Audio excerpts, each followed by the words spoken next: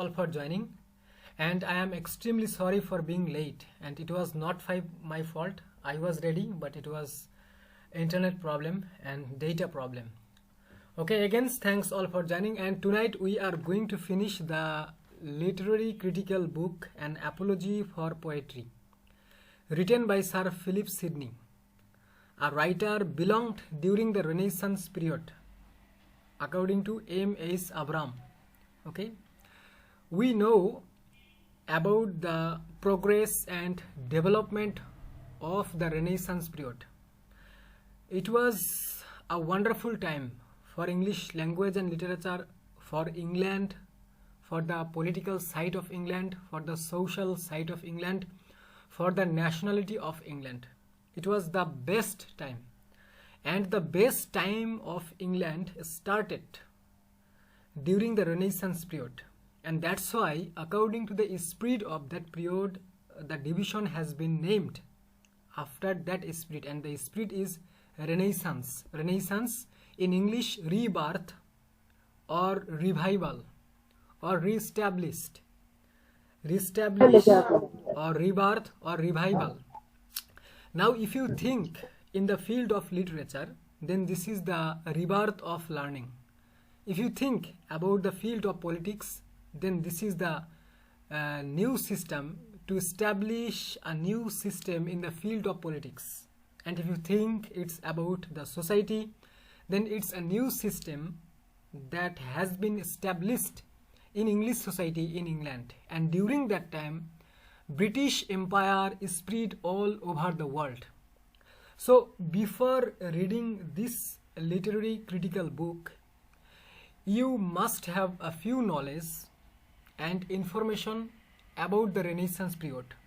According to our syllabus and according to this course, Introduction to Literary Criticism, we are reading the criticism that started during the Romantic period and ended in this modern period. Okay, yet in this course, in this syllabus, two books had been added that was written before the Romantic period. For example, one is Poetics, that was written 2500 years ago when England did not born during that time. Poetics by Aristotle. And the second book is An Apology for Poetry, that was written during the Renaissance period. Okay, so Renaissance period is before the Romantic period, and between Romantic period and Renaissance period there is another period, that is Neoclassical period. Okay, so first of all, An Apology for Poetry. So An Apology for Poetry, this book is like a preface to Lyrical Ballad, 1802.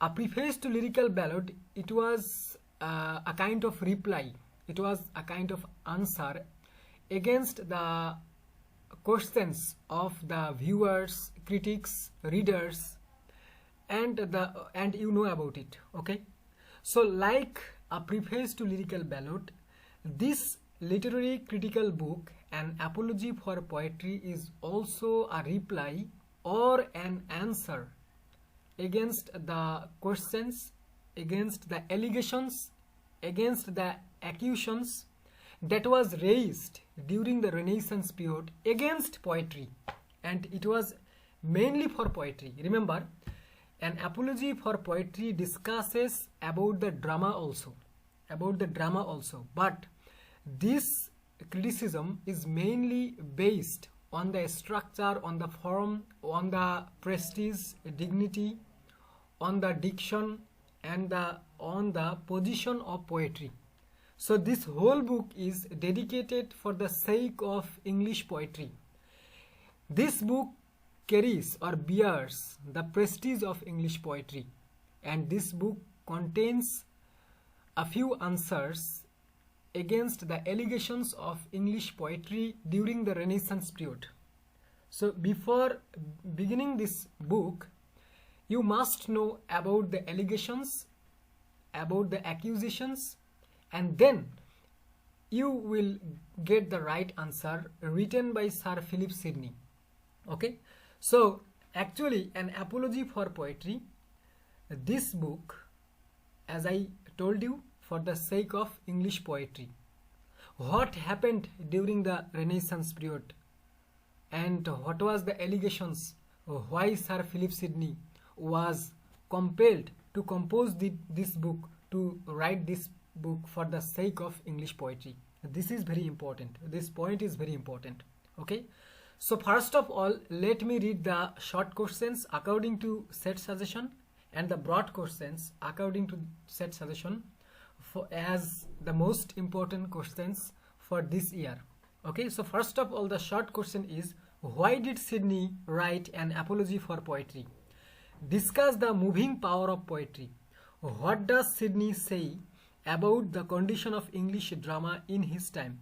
What are the 4 objections raised against poetry in an apology for poetry?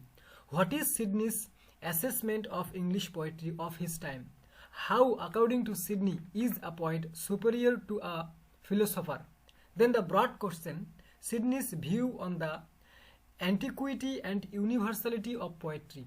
The second broad question, give your comment on Sidney's view on the functions of poetry. Then what charges are brought against poetry and how Sidney defend those. Okay, so if you know the perfect and eligible answers regarding these 3 broad questions, these answers will help you to write all the short questions which you are looking at your screen. Okay, so first of all, why he wrote this book, An Apology for Poetry, as a literary criticism for the poetry of a Renaissance period. You know the duration of Renaissance period.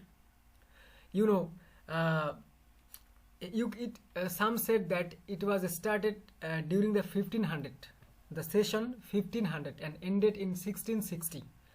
But we know that this period was started when the reign of Queen Elizabeth I started in the throne of England, in the royal kingdom or in the dynasty of England, whatever. Okay, so that's why according to Renaissance, according to this spirit, Renaissance came in England in the beginning of 16th century. In the beginning of 16th century, which time or which period is called 16th century? 1501 to 1600. This 100 years is called 16th century. Then 1601 to 1700. This 100 years is called 17th century. So 16th century means 1501 to 1600. This is called 16th century. Okay, this is the way how you can count and consider the centuries. Okay, so first of all, Renaissance, the great time, the great moment for English language and literature, for English people, for British Empire. Okay, so in all cases, Renaissance was a great time. But listen very carefully. So just before the Renaissance period, gradually English language and literature was developing. Gradually, I mean step by step, slowly, because before the Renaissance period there was a great poet, great writer, and he is called the father of Old English poetry, or he is called the father of English poetry, and he was Geoffrey Chaucer. Geoffrey Chaucer, the first national English poet. And during his time, English language was not rich, and during that time English language was a language that was mixture of German language, Italian language, Latin language, French language.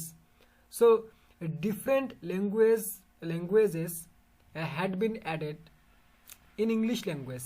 Okay, so English language has many parts, because if you know the history of England, if you know the history of English people, the movement, the religious movement, and the political movement, the social movement about England, you will learn that how the other languages had been added in English language. Okay, so English language is not a single language. You will have Arabic word, Urdu word, Hindi word, Italian word, French word, Greek, Latin word, and Roman word, Roman language. So all languages had been gathered in English language, okay, because of the political condition of that time. But during the Renaissance period, there was a Puritan period, Puritan age. A Puritan is a part of Protestant. Regarding religion, regarding Christian religion, there was two parts in England, and it happened in the beginning of 15th century. In the beginning of 15th century, there was a religious movement between Protestant and Catholic. Catholic, the supporter of Pope, and the Protestant, they were the supporter of the Holy Bible, Protestant. And later, a group of Protestant, they are called Puritan, who wanted to purify the Christian religion. The verb purify, from this verb purify, the word Puritan, purification, that is, you can say, purification, to make holy, something to make holy and sacred, okay. So Puritan, this word is related to religion, Christian religion. Puritan, who support the Holy Bible, they are called Puritan. They don't want to support the king or queen who authorize the church, but they wanted to authorize, or they wanted to lead the church under the authority of the Holy Bible. That means that the church should follow, or the church should run by the direction of the Holy Bible, not by the direction of king, not by the direction of queen, not by the direction of pope or priest, okay. If the church is led by the direction of queen, pope or priest, then the church is not free. If the church is not free, the religion, the Christian religion, is not free, okay. So during the Renaissance period, or in the end of the Renaissance period, there was a subdivision, that is called Puritan age, that was started during the Caroline period and ended during the Commonwealth period. Even Oliver Cromwell, the establisher of Parliament in the throne of England, he was also a Puritan, a deep and a strong Puritan who supported and who followed the Holy Bible. Why I am talking about the religious matters? Because it is an impact, and it had an impact on this book, An Apology for Poetry, okay. So because of the religious corruption, hypocrisy, conspiracy, superstitions, and old customs, hypocrisy, conspiracy, and corruptions by the name of religion, a group of religious people, they were separated from the Catholic, and first of all, they were known as Protestant because they protested against the Catholic Christian, against the Catholic Roman Church.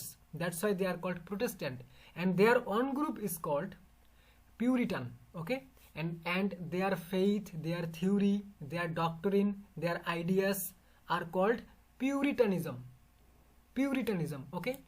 So the demand of Puritan was that the poetry should composed, or the poetry should be composed depending on the religious matter. Try to understand. The poetry should compose depending on the religious matter.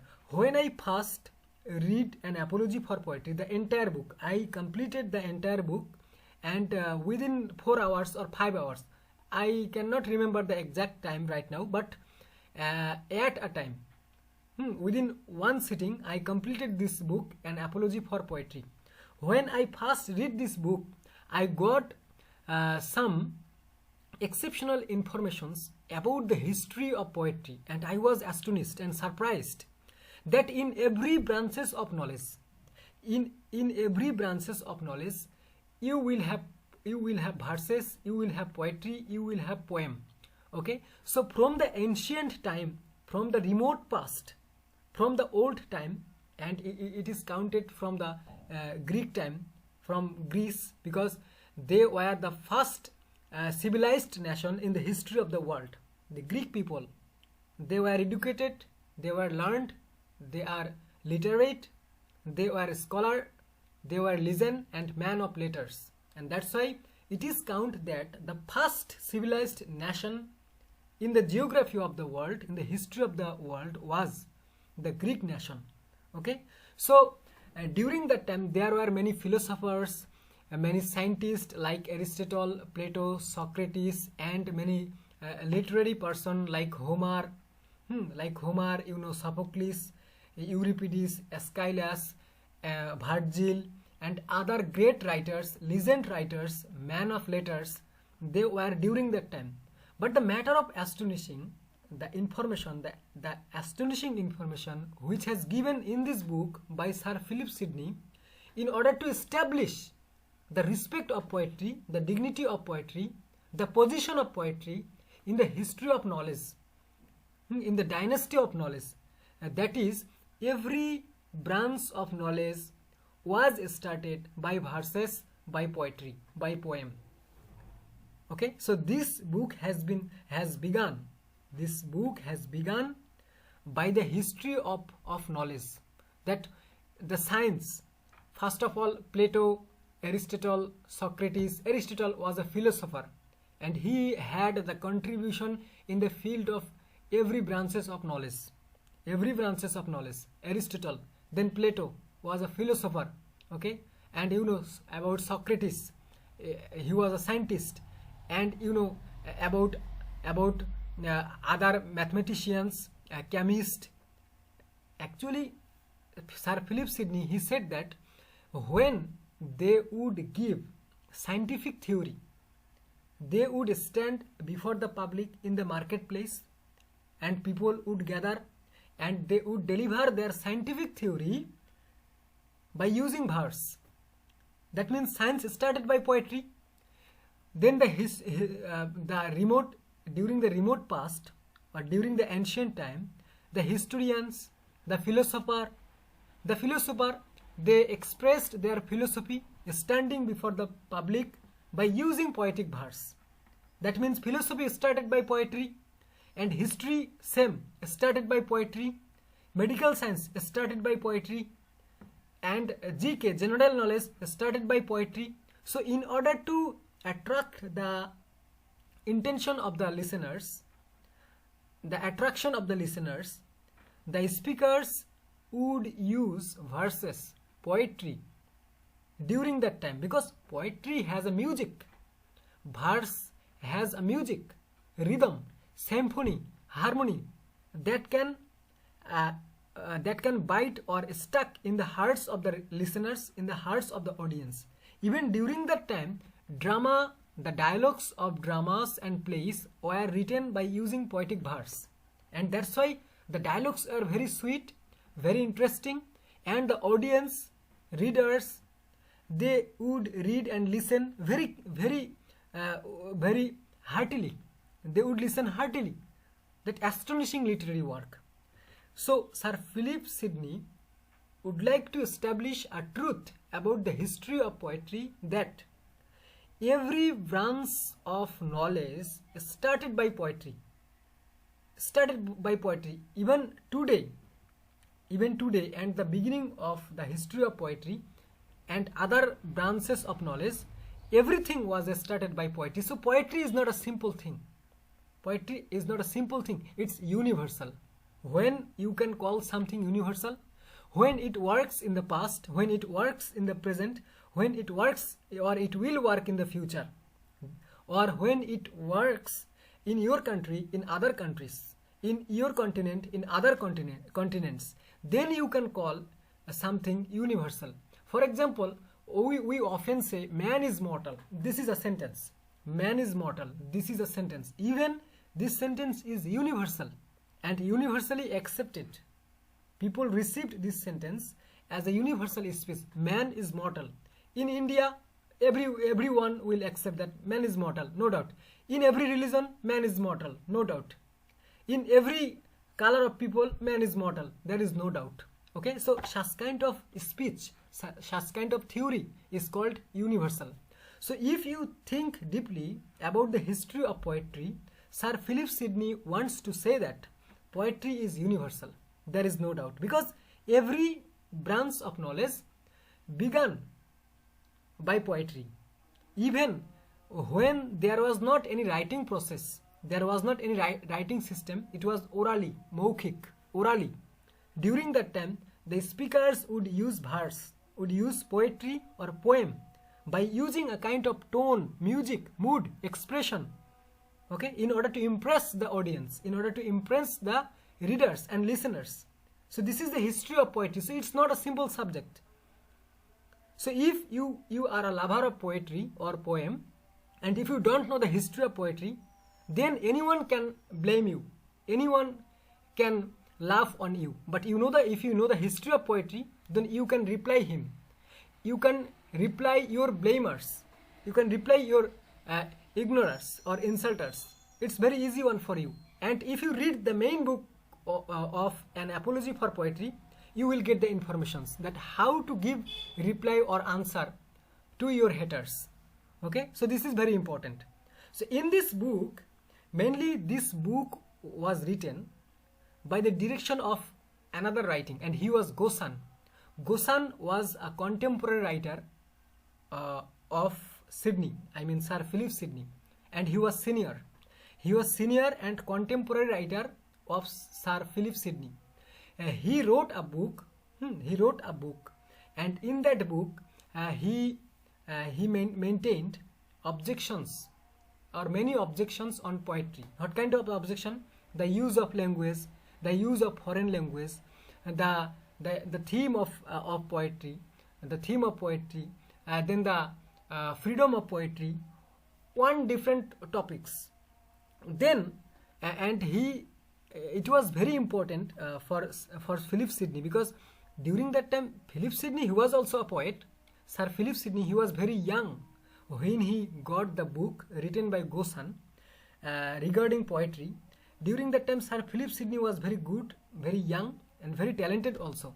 So the direction of the book was to Sir Philip Sidney, that Sir Philip Sidney will do something so that he can move away. Sir Philip Sidney can move away the allegations which were raised during that time. Okay, that's why by the request of Gosan, and because of the allegations, abhijukto or abhijukti or apobad, because of accusations and allegations, Sir Philip Sidney wrote this critical book, or wrote this criticism for the sake of poetry. Okay, for the sake of poetry, and the book is An Apology for Poetry. Okay, so in this book he discusses what the critics said about the use of language in poetry, or about the use of language in English poetry mainly, because it was the prestige of English poetry, not about other poetry. Okay, the use of grammar, the use of phrases, you can say phraseology, phrases, the use of tense. One allegation was the English poet, the English poets, they don't maintain grammar in English poetry, they don't maintain tense in English poetry, they don't maintain the exact word or only the English word in their poetry, because the allegation was the English poets, they use foreign language, foreign words in their poetry. So it's against the prestige of English poetry. So it, according to the critics, according to the questioners, according to the interrogators, these all were against the English poetry. It was harmful for the prestige of English poetry. And Sir Philip Sidney, he is writing as a reply, as an answer for those questions which were like allegations. But there are many allegations. He did not pay heed. He did not pay heed all the allegations, because if you are a critic, if you are a writer, you will have many questions, or people will ask you many questions. according to the questioners, their questions are correct, but according to you, the listener, according to you, you know that what is the best questions, what is the best questions, and you can give reply, you can give answer. So Sir Philip Sidney did that. He did not pay heed all the questions which were raised during the Renaissance period regarding the prestige of poetry. Okay, and he just took 4 allegations and he tried to establish, and he did it, and he was successful as a replier, as an answer giver of those allegations. Okay, so this discussion was very important. That's why I simply have presented before you. Okay, so now why did Sidney write an apology for poetry? I think this is clear. Discuss the moving power of poetry. What is moving power?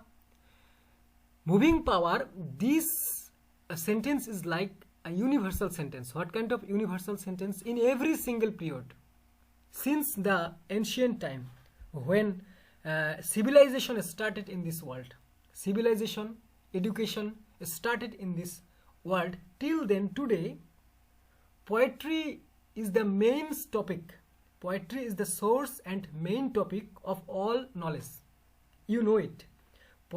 You know every literature of every language. Every literature of every language started by poetry. First of all, it was started orally, then through the writing process. Because first of all, there was not any writing process, so it was the matter of orally composition বা oral composition, মৌখিক ভাবে কবিতা লেখা, মুখে মুখে রটে যাবে, generation after generation, decade after decade, century after century, this oral composition was going on. Then writing process was invented, and then printing press or printing machine was invented. Then we got a book in our hand. Okay, so this is the matter of history. Okay, so how poetry is a moving power, or moving power of poetry. Moving power of poetry is a kind of power that rules in every single decade, in every single century. That means the power of poetry moves every single century. How? Because the source of every knowledge, the branch of every knowledge began by poetry. So poetry is moving through all subjects, but the others don't know about it, don't know about this history. That's why they blame, they mock, they rebuke, they insult, they ignore. Okay, so discuss the moving power of poetry, that how poetry is a kind of moving power. So this is the right answer, that poetry, you will have the power of poetry in every branches of knowledge. So through this way you can answer these questions. Okay, so what does Sidney say about the condition of English drama in his time? I will give this answer in the end of today's class. Okay, next, what are the 4 objections raised against poetry in an apology for poetry? I almost told you about the allegations. So first allegation is the use of rhyme and meter. You know about the history of rhyme and meter. The ancient writers, the Greek writers, who were our models and idols, they used meter and rhyme. They used meter, you know about the number of syllable. They used the same number of syllables in every line, and their poetry was more perfect. Their poetry was more expensive than the English poetry. There is no doubt, because they were the beginners. They started this process. Okay, so Sir Philip Sidney praised the use of meter and rhyme scheme, which was used by the Greek writers, by the ancient writers in their poetry, and their use of meter and rhyme scheme or rhyme was very perfect, and they used sweet music, melody, harmony in their poem, and everything was very sweet to listen. Okay, and Sir Philip Sidney said that English language is sweet, there is no doubt, and the use of our meter and rhyme scheme of English poets is more expensive and sweeter than the ancient time, because the reason is English language is a sweet language, perfect language, and the poets of the Renaissance period, they were very perfect. Great writer John Milton, then about all the metaphysical poets, about all the metaphysical poets, they belonged during the Renaissance period, and about William Shakespeare, about his sonnets, about his long poems or long narrative poems, about the other poets of the Renaissance period, and about Sir Edmund Spenser, great poet. The Edmund Spenser is called the poet of poets, Edmund Spenser. William Shakespeare, father of English sonnets, okay, and his sonnets are always best, okay. Why? Because of the use of meter, use of rhyme scheme, use of language, and because of the music, because of the mood, because of the attitude of their poem. And how you can set attitude and mood and tone and music in your poem? By the use of best word, by the use of rhyme, by the use of meter. Because everything has a measure, has a kind of weight that you can set in your work in the field of literature by using meter, by using rhyme. And Sir Philip Sidney has presented the respect and place and position of English poetry as it is the greatest one, and it is greater than that of the ancient poetry, okay, and it is greater than that of Homer, Virgil, okay, the ancient poets, the Homer, writer of Iliad and Odyssey. Iliad and Odyssey, no doubt the best epic poem, but he said that, Sir Philip Sidney said that English poetry is the best. There is no doubt, because of language. And another allegation raised that English poets, they use foreign language, and they said that this is harmful. It destroys the prestige of English poetry. But according to Sir Philip Sidney, it's not the matter of prestige, but it's not that your prestige is going to be destroyed, your prestige is going to be ruined because of the use of foreign language. Then Sir Philip Sidney said that you don't know the history of England, okay, you don't know the history of England. He said that English language is unparalleled. English language is unparalleled. There is no language as dignified as English language in the history of the world. So if the English poets use foreign language in English poetry, it does not destroy the dignity of English poetry, but it increases the position and the respect of English poetry. So your allegation go in vain. Your allegation is not right. Your allegation go in vain. Then the another objection is that English poets, they don't maintain tense, grammar in their poem. You know about the word poetic license. About the word poetic license. Maximum poets don't maintain proper grammar in poetry, in the case of poetry, because so in order to maintain the rhyme scheme, they sometimes use one word in another place. So this is fault according to the grammarian, but this is not fault for the poets. A poet can change a word, a poet can change the spelling of a word, a poet can make a word short, a poet can misuse grammar for the sake of poetry. What is the purpose? The purpose is to maintain rhyme scheme. The purpose is to maintain a sweet melody, sweet harmony in their poem. So that's why this is called poetic license, not fault. And English language and English writers, of course, they maintain English grammar, because English language has the most beautiful and most expensive and interesting way that how they can use their language. So they have their grammatical rules and they maintain it. But for the sake of English poetry, for the sake of the beauty of poetry, sometimes poets don't maintain grammar in order to maintain the rhyme scheme in their poem, because rhyme scheme is very important for the poem, because rhyme scheme will attack the hearts of the reader and they will get pleasure and delight after reading a poem. Rhyme scheme will help to set the situation, to set the emotion, to set the passion of the speakers, of the writers. So rhyme scheme is very important. So in order to maintain the rhyme scheme, they sometimes avoid the proper grammatical rules. They avoid the proper grammatical rules. They avoid the spelling. They avoid the spelling. They make a long word short. This is the rights of the poets. So these allegations go in vain. These allegations go in vain. Okay, and these were the allegations. And if now you read the answer of these short questions from your guidebook, so you will have the clear conception, there is no doubt. And what is Sidney's assessment of English poetry of his time? Listen very carefully. Sir Philip Sidney, as I told you, belonged during the Renaissance period.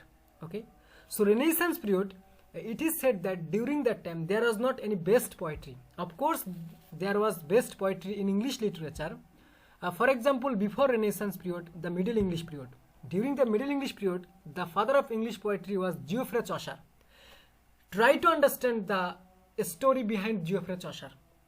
Geoffrey Chaucer was the first poet who established English language by writing the poem Canterbury Tale, or a prologue to the Canterbury Tale. Canterbury Tale was the first best English poem, Canterbury Tale. Okay, so he was the beginner of this language. Okay, Geoffrey Chaucer was the beginner of English and the first English poet who perfectly wrote or composed this poem, a prologue to the Canterbury Tales. But there was many problem, no doubt, because he was a beginner. Geoffrey Chaucer was a beginner, not like the writer of Renaissance period. Okay, because language progresses day by day, decade after decade, century after century. So as we get today's English language, you know that language develops every day, and today also language develops, no doubt. So every language develops day by day. Okay, and always the linguists try to make their language best one, and that's why so many courses, spoken course, IELTS course, that how can they make their language more magnificent, stunning, beautiful, sweet to listen, and how can they express their emotion, express their expression through the best way. This is the process of the linguist, and this is the work of linguist. Okay, that's why so many ways, so many paths, so many lines to learn English language, because this is an attempt to make their language the best one, to lead their language in the best level. Okay, so it's not a fault, of the writers. So during the time of Sir Philip Sidney, there was not the best poems. A few poetry book, maybe the poetry book the theme was about history, but written by poetic verse. Try to understand. The theme of the book was history, but it was written by using poetic verse. Okay, suppose the use of words, the use of rhyme scheme, the use of meter, everything was best. The use of English language, the use of grammar, the use of tense, the use of the word spelling, everything was best. That's why the book was best. But if you think about the quantity and quality of the book, there were many books which was not qualified, according to the critics who raised questions about the prestige of poetry among the Puritan poets, among the Puritan writers. Okay, so Sir Philip Sidney said that it was the matter of the beginners. Okay, so Sir Philip Sidney said that poetry, it is universal. So you can write about the best thing, about morality. You can teach morality. And during the Renaissance period, or in the middle part of the Renaissance period, there was the Or's literature, Or's poetry. For example, poetry about sex, about poetry, a kind of poem or a kind of literary work that will create, that will destroy your senses, your common senses, and that will create problem in your senses, that it should not be a poem. But for some readers, this is the best poem. Okay, for some readers, this is the best poem, but for the critics and for the honest person, for the decent person, this poem has been written by using slang language, dirty language, naughty language.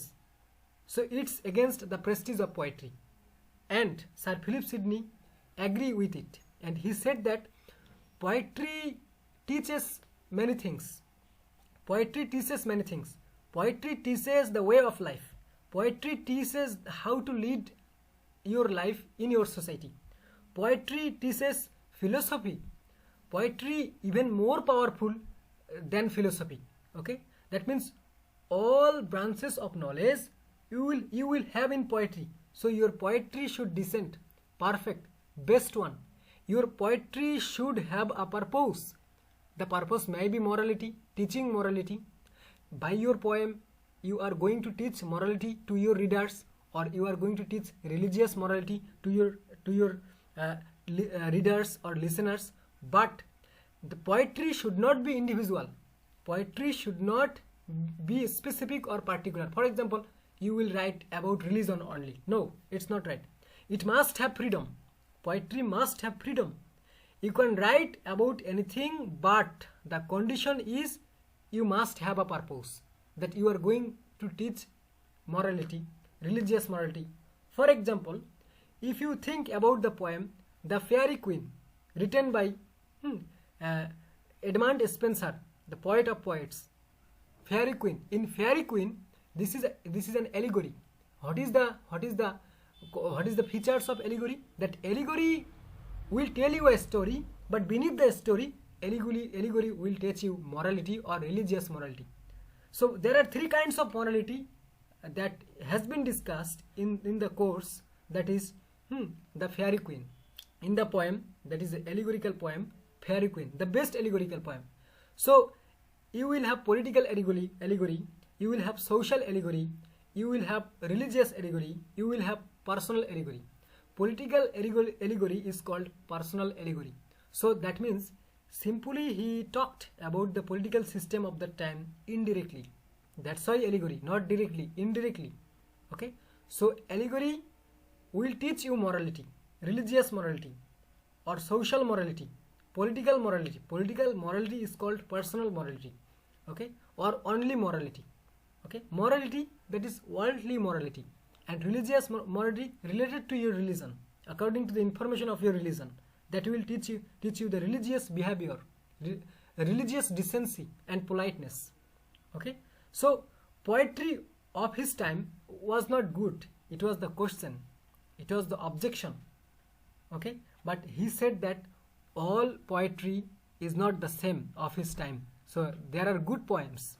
The number is short, but there are good poems, and he encourages the poets of his contemporary times, সমসাময়িক সময়ের কবিদেরকে, he encourages his contemporary poets to write poetry in order to teach something, because since the beginning of the history of poetry, the poets had the purpose to teach something to the readers, whether it is about history, about philosophy, about science, about medical science, about war, whatever, about different kind of techniques.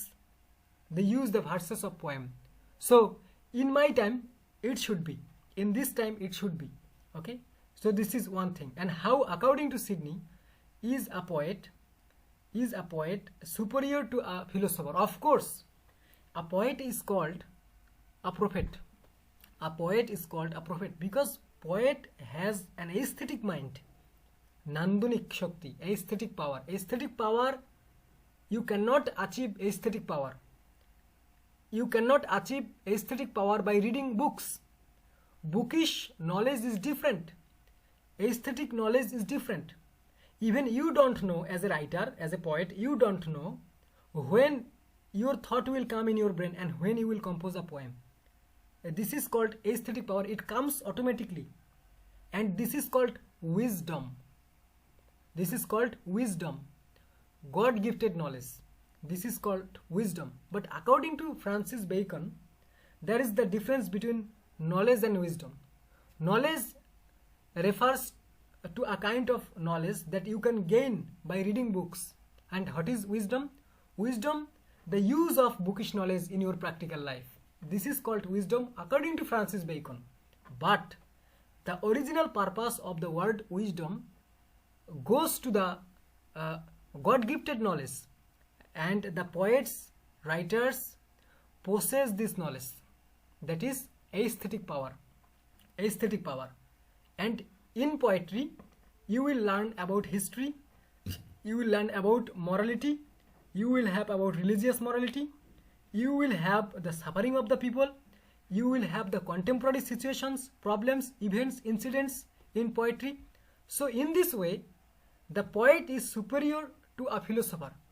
The philosopher will tell you the way of your life, that how should you lead your life in this world. This is the duty of a philosopher.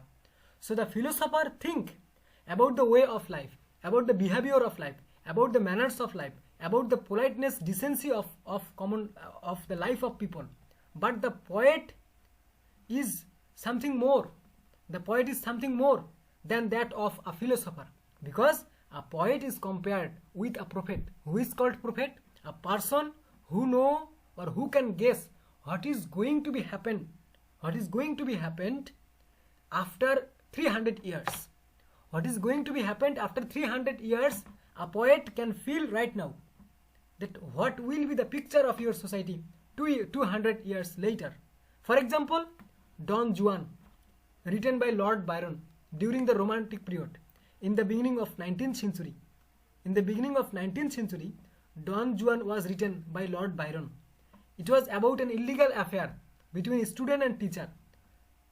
Maybe the story was true or maybe fictional or written, but look at your society right now.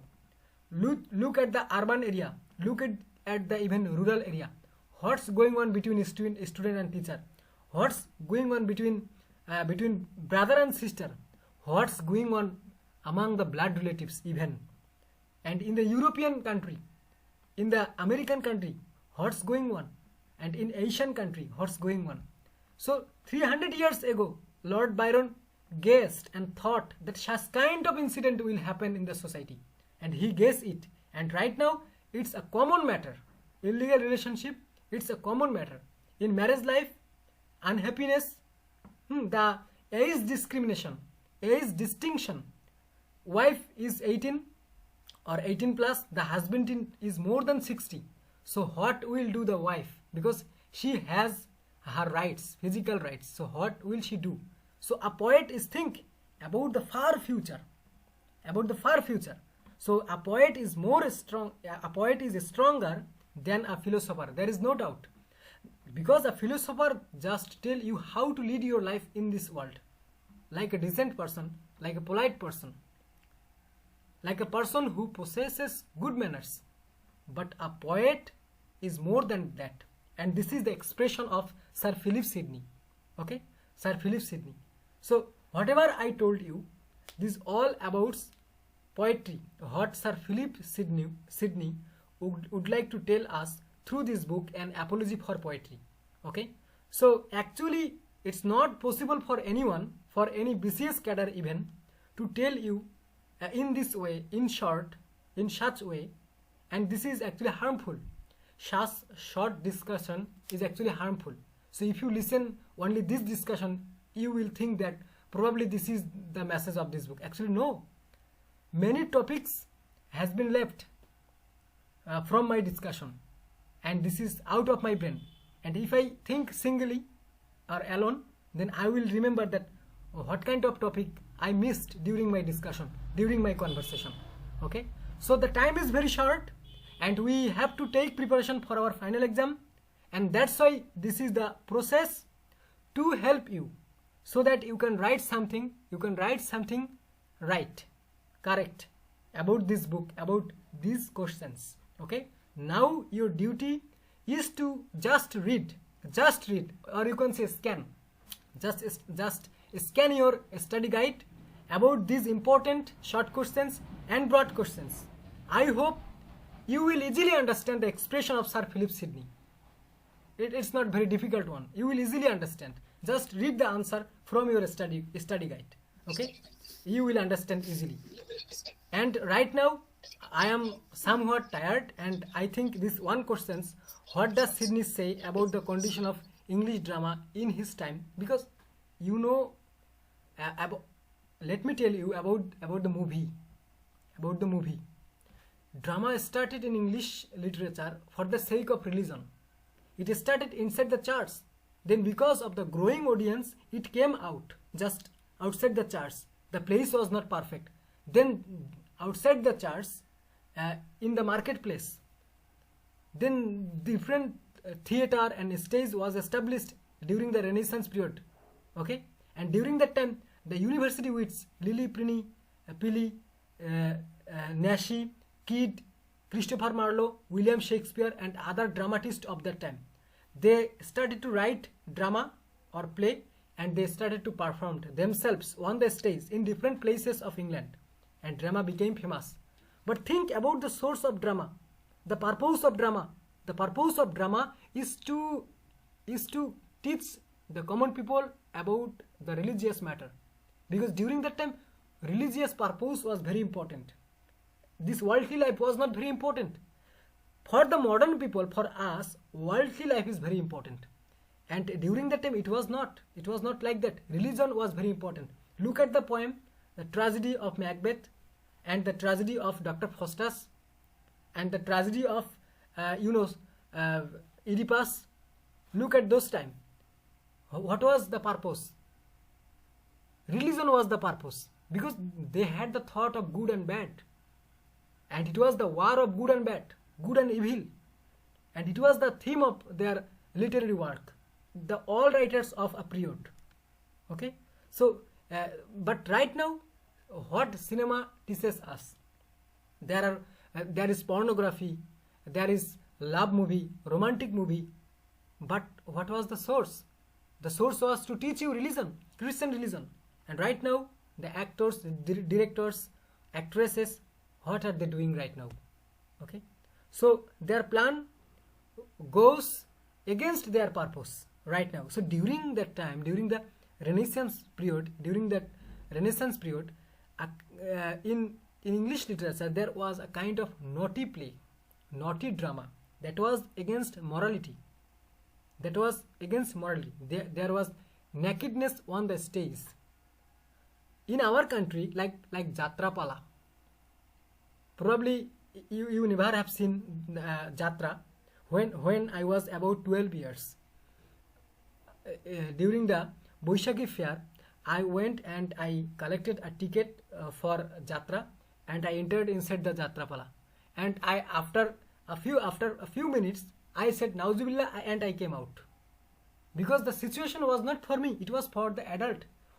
Whether it is for the adult or for the children, but the scene was not good to enjoy, to watch on the stage among the crowd. It's not possible for me, so I came out. Instantly I came out from the theater, and I understood the purpose of today's Jatra. But nowadays Jatra is very rare. But during that time, during 20 years ago, or 25 years ago, 30 years ago, Jatra was very famous in our country. And Jatra is known as the worst cinema, not good. Okay, and it was held during night. It was held during night, and the audience were the adult people, the adult young boy, and the actors were actresses, the performer were actresses, young girls. So such kind of position and condition was going on in the middle part of the Renaissance period, and he talked about it. Okay, so this is the matter, and listen your study guide, you will have the right answer. So no more tonight, because I have to take another class. Okay.